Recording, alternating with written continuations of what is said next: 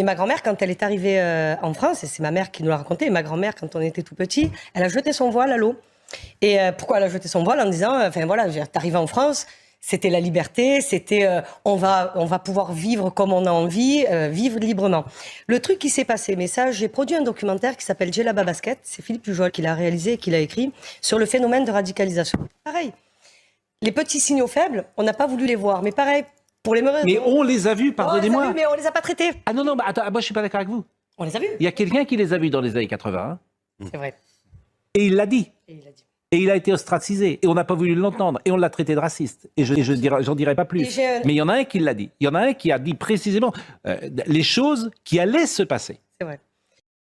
Mais ma grand-mère, quand elle est arrivée en France, et c'est ma mère qui nous l'a raconté, ma grand-mère, quand on était tout petit, elle a jeté son voile à l'eau.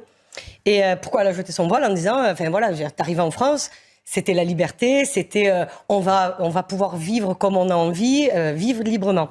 Ma mère qui nous l'a raconté, ma grand-mère, quand on était tout petit, elle a jeté son voile à l'eau. Et pourquoi elle a jeté son voile? En disant, enfin voilà, t'arrives en France, c'était la liberté, c'était on va pouvoir vivre comme on a envie, vivre librement.